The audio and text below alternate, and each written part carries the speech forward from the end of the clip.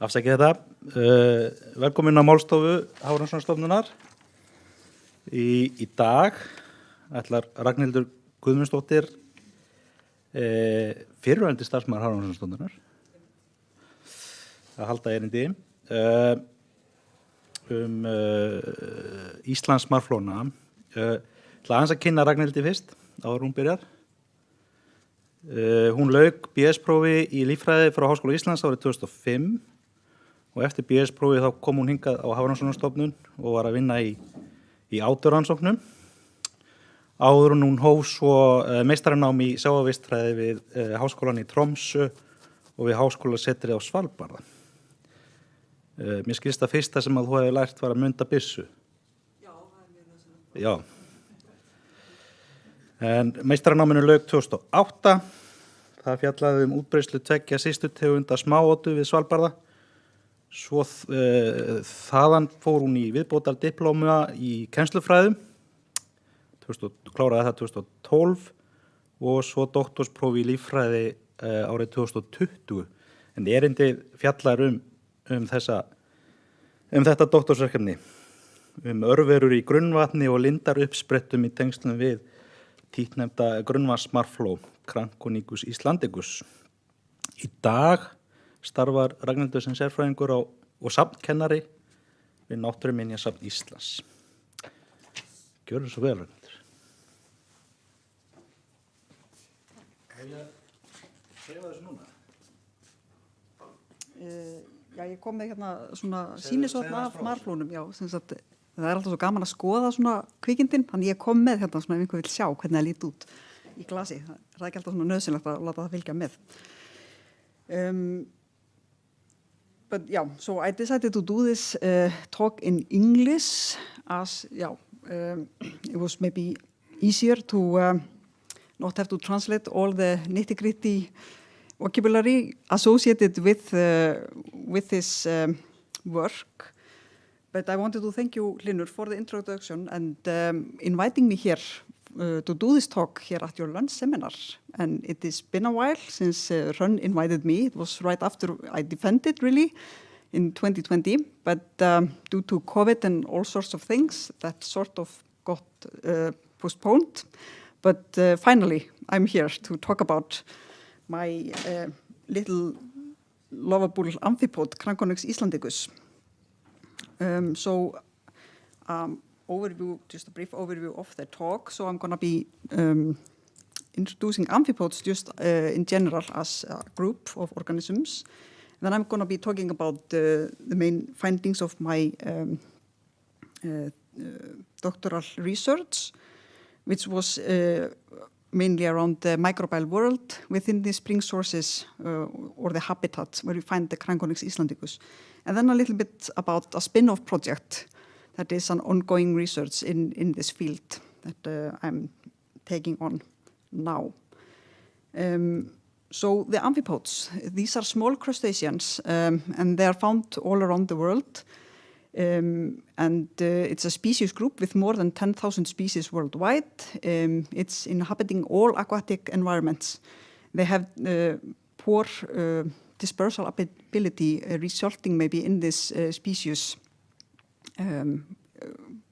group. And of all of these species, more than 80% is found in marine and brackish waters. And so only a little fraction of it is fresh water. They are in general thought to be omnivorous. They have this intermediate stage in the food web, being able to eat whatever almost. So they are these, maybe important in the food web as this intermediate link between trophic levels.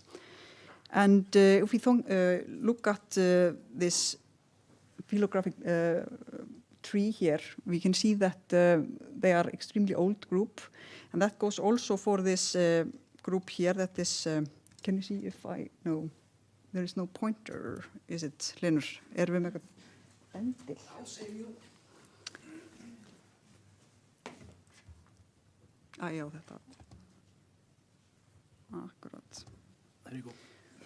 So you can see this clade here, this superfamily Crankonychtioidea, which has the Icelandic groups of groundwater amphipods. They emerged like 100 billion years ago, and they are almost exclusively in freshwater, like the whole clade.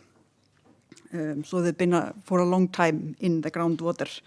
And you can see here for the distribution of this superfamily that they are found in both North America and in Europe. It's this here, indicating that the whole group is predating the split of Pangaea. And then we have the distribution also here in Iceland in between. And you can also see that in similar latitudes, we don't have this family and or the superfamily. And to be honest, there aren't all that many groundwater ecosystems to be found in higher latitudes, and that's due to the glacial historic or history of Earth. So we have had some quite many glaciation period covering the whole northern hemisphere. But something special going on here in Iceland, as they've been able to survive in the groundwater here, but not elsewhere. These are the two Icelandic species, the Chrimostygius thingvallensis and Crankonyx islandicus. So there are two species within the superfamily just found here within Iceland, and they are endemic, meaning they are only found in Iceland and nowhere else. And the larger one is only found in few locations, while the other one is more abundant. And they are these guys here. So this is the larger one. It's approximately 2.5 centimeter. But so far, we've only found 6 specimens. 4 in Vatnsvík, in Þingvallavatn, in the springs there, and then 1 in Tjarnarstofnmik and Herðubreiðarlindir, and then 1 in a Tjarnarstofnmik in Skarðslækur. So we don't know a lot about this species, except it's like a new family for science, and so it's a mysterious species. And then we have the smaller one, the Crankonyx islandicus, which is more abundant and found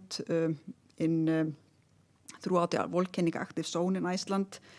And it is smaller than the Chrimostygius, so only like 5 to 7 millimeters, the specimens that have been found, that are only, or not only, but mostly immature females. So no males and only few mature females have been found.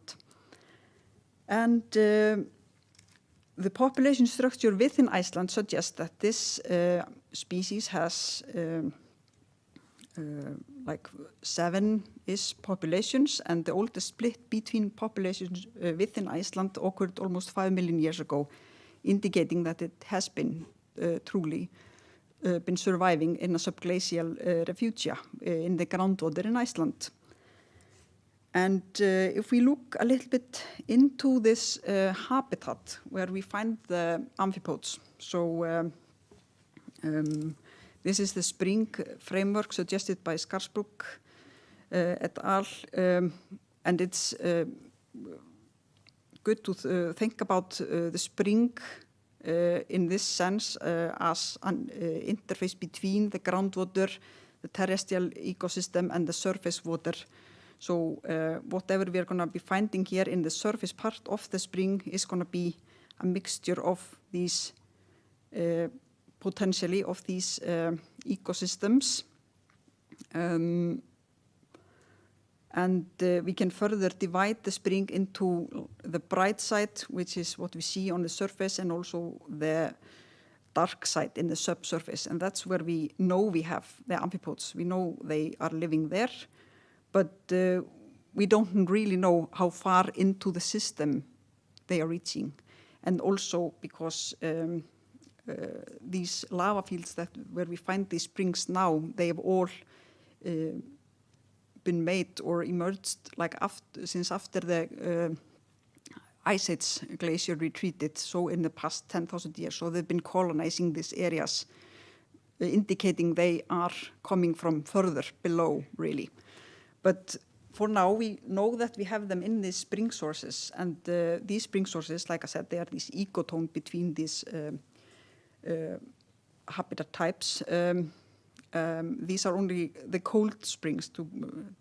It's good to note that we don't find them in hot springs, for instance. So it's cold springs where we have this continuous flow of groundwater from the subsurface, and it's within this basaltic lava, and it's extremely stable environment because the groundwater has this temperature of like 3 degrees throughout the year, 3 to maybe 4 or 5. And that is reflecting the annual mean air temperature of that region, basically. And furthermore, we can look at these springs as our window into the aquifer, because doing a groundwater ecology has this limitation of access into the system. So we need to work through this spring, our window into the habitat, really. And in general, when people are studying groundwater ecology, they are dealing with this, of course, and they have to access the system either through caves, if there are like large cave systems that you can go into, that we don't necessarily have here, that's not our case, but abroad in like different geological settings. And then we have boreholes that we can use to access this groundwater ecosystem, and then our springs. So just to clarify a little bit about the challenges in studying groundwater ecology. Yeah, and this is how this might look like out on the surface. We have the springs. We can see the water is emerging like from the lava, and it can be of various sort, and I'm not going into any details, but the springs have been categorized in all sorts of senses, and one is like the topography of the surrounding area, giving us like a river-forming spring or a pool-forming spring, depending on the surroundings. So in general, we can say that, or the view we have on groundwater ecosystem systems is that the microbes are the main life form there, and so to say, the general view of an subterranean habitats is that they are nutrient depleted, and the nutrients, they are mostly penetrating from the surface, and that's a bit maybe the old view of things, because there are now more research on this matter, indicating that there might be some primary production going on within these systems. So it's not just relying on what is coming from above, or so to say. And our system is, of course, screaming for these kind of evidences, as we know that the amphipod has been surviving in the subglacial refugia throughout this time. And if you say like they've been here for at least 5 million years, we know we have had somewhat like 20 glaciation periods. So I thought it was interesting question to dive into, to see if we could find some evidences for what we call chemolithoautotrophic bacteria in the system, as we also know that basalt is rich in minerals, etc. So there have been documentations of microbes using, for example, iron and manganese, etc., weathered out of the basalt and being able to produce biomass. So if we just go a little bit into the vocabulary here, we have, I'm going to be talking about this a bit. So we have heterotrophs, and then we have autotrophs. Heterotrophs, that's what we call like neytandi in Icelandic. They use organic material to produce biomass. And then we have, of course, the autotrophs that produce like plants, for instance. They produce their biomass throughout with light, of course. And then we have this group here called chemolithoautotrophs or chemolithotrophs that are able to use inorganic chemicals to produce energy and biomass, etc. And we also have groups like mixotrophs that can be doing then both, maybe not simultaneously, but if the conditions changes, then they can change between strategies, which is also very interesting. So yeah, this was just a little bit on the vocabulary on this. So previously we only knew the amphipods from the system. So I was interested in looking into what else is there, because it's a quite amazing system to my mind. And so I did, and I had or did 4 separate studies on this, and the first one was on protists. We didn't know initially what it was, but it turned out to be ciliates. Then I continued to look at that with eDNA methods and metabarcoding due to this accessibility threshold that we have in these systems, and looked at both ciliates and then bacteria accompanying the amphipods in the springs and also from the spring habitat itself. So in the first study, I looked at specifically biofilm from within the system and also from the amphipod gut. And we just tried to go rather quickly through this. Basically what we found based on microscopy was that there were some structures associated with amphipods, mainly this type here in figure A, these like rounded shaped structures, and then we had occasionally other forms, and they turned out to be ciliates, and their closest relatives are known to be like crustacean parasites or epibionts. We don't really know if it's doing any harm or not, so we just call it epibiont, and based on these like a Sanger sequencing method, we found that it is probably like a special species just found here in Iceland.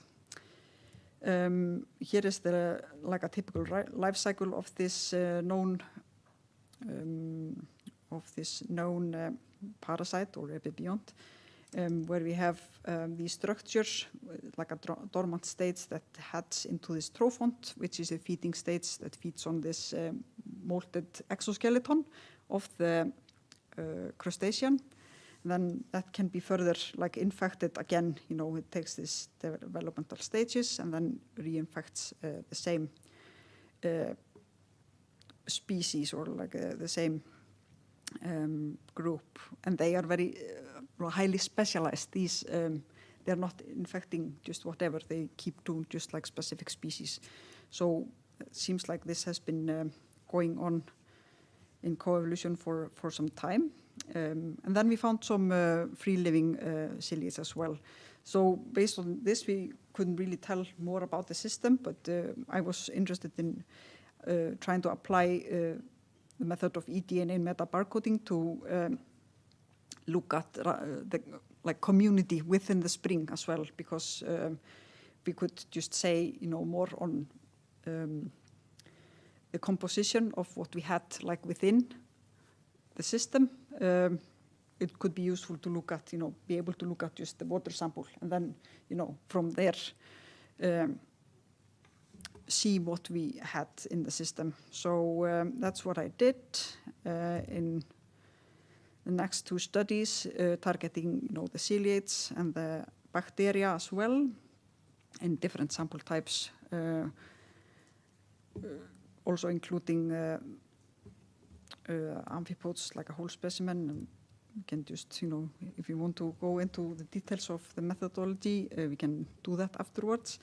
But basically what came out of this is that we found the same taxa with this method, both with the amphipod, but only marginally detected in the environmental samples, but nonetheless they did pop up, so it was a bit reassuring to see that it was confirming, the previous method at least.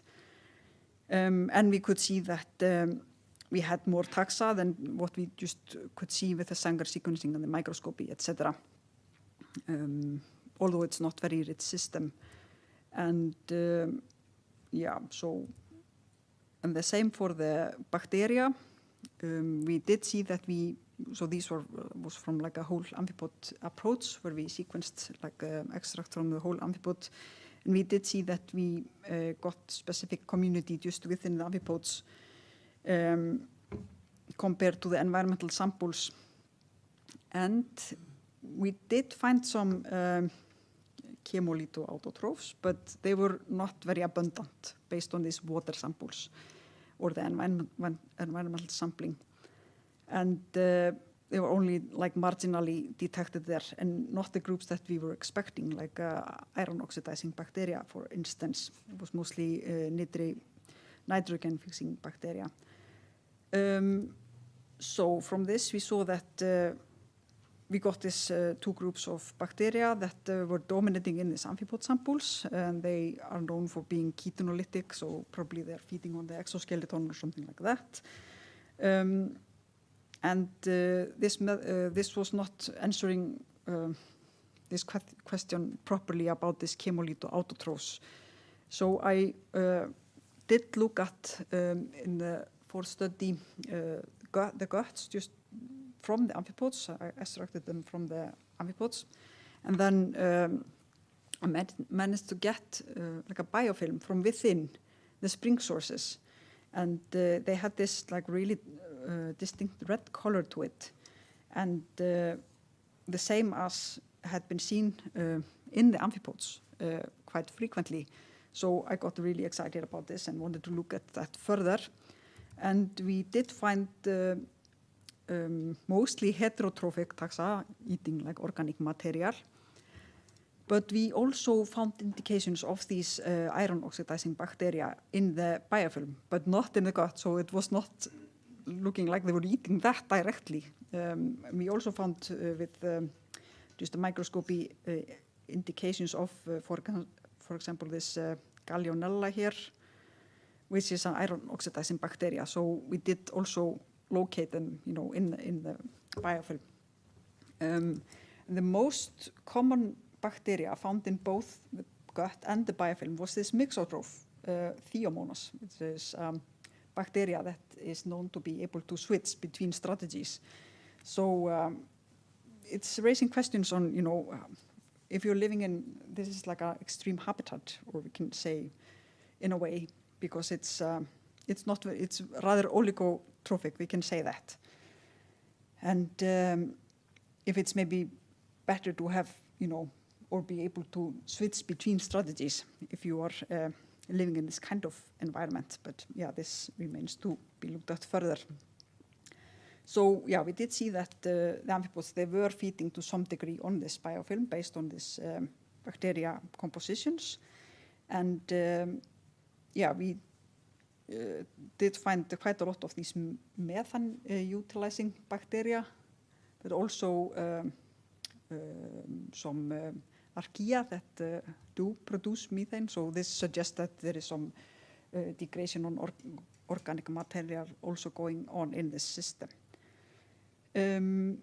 Yeah, so to conclude on this, we can say that, yeah, the system is oligotrophic. There isn't a lot of species, or it doesn't seem like there are a lot of species in there.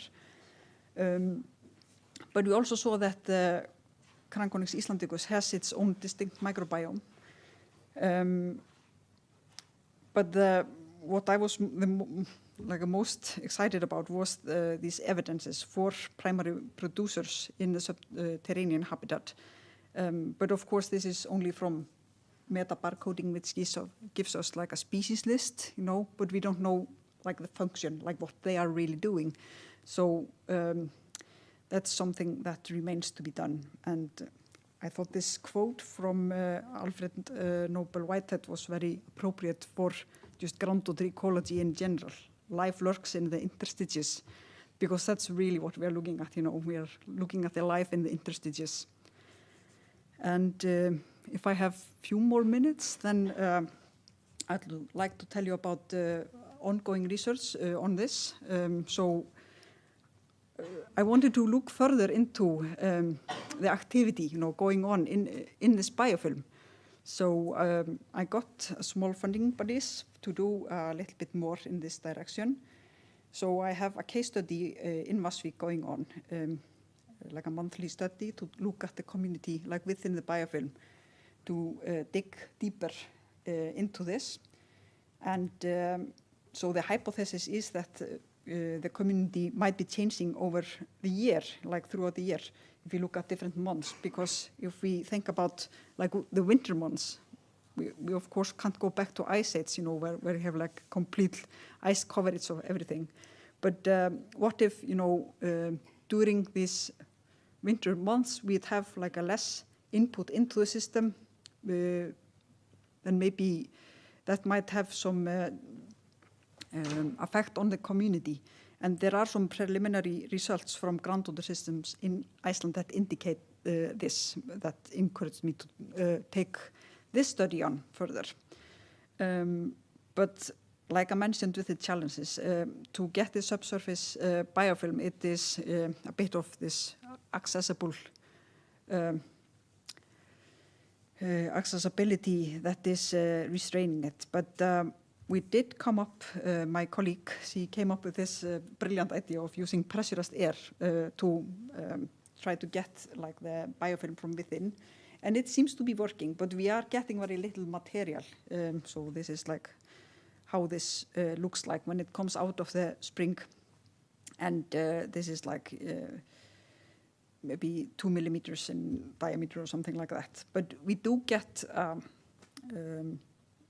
some material, and we know now, I've been doing some metagenomics on this, that there is like a vivid community within these small chunks of, seemingly it looks a bit like a silicate chunks with this distinct red iron color to it. So yeah, we are looking into that further.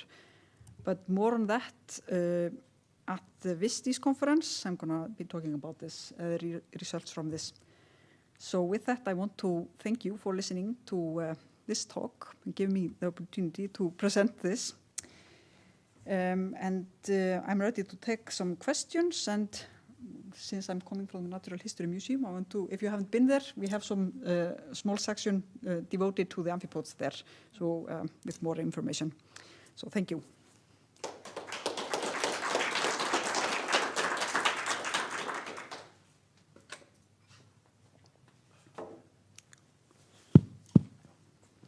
We have time for questions. Just want to point out that the Vistis conference that you were mentioning, it's going to be held here in the Marine Institute on the 28th of April, if I'm correct. Any questions? Yep. Thank you for a good talk. I was just wondering, your studies, are there pioneering studies on this species? Or, I mean, what did we know before you started?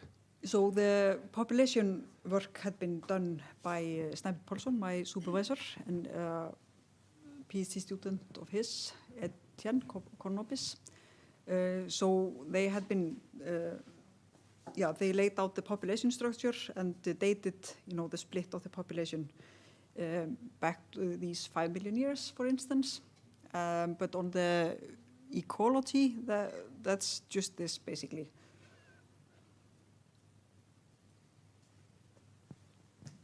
Yep. Yeah, thank you very much for the nice presentation. It's just more a comment than or maybe another question also afterwards.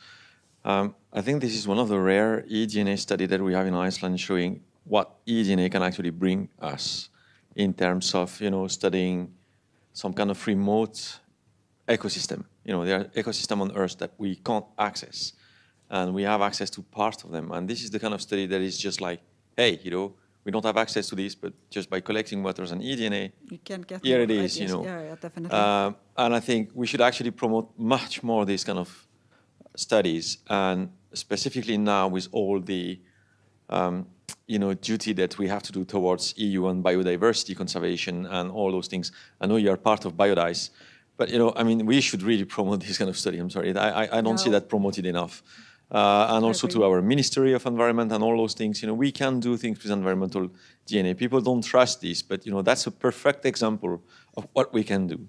Yeah. They will tell you, yeah, you don't go to species level. Who cares? We have a community composition, and that you didn't have it before. So you can already start now with your study to look at changes in the environment in terms of proportion of groups and families, which we couldn't access before. So, and my question was just there. Did you actually promote this? Are you promoting this? Is there any plan to use that in terms of management of certain environments and the groundwater?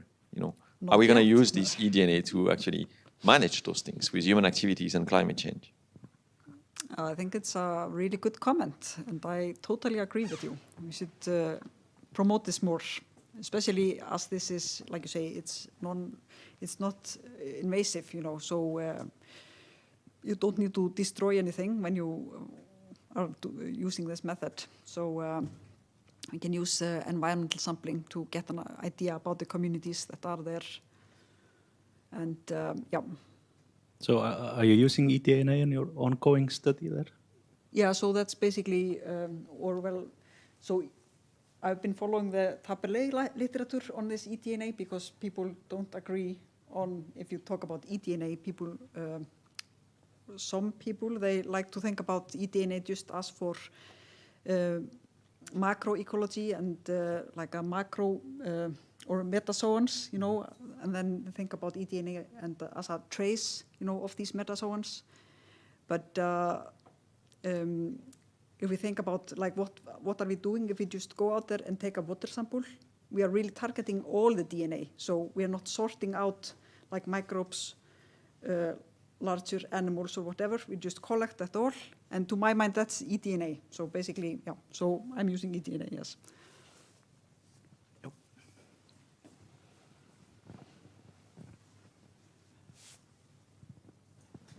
Thank you, Ragnhildur, for an excellent talk.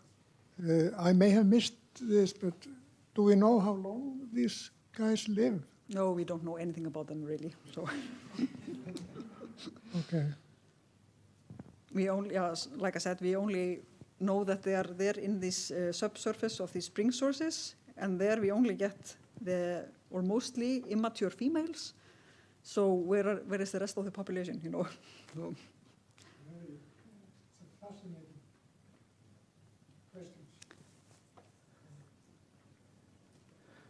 Are there any further questions?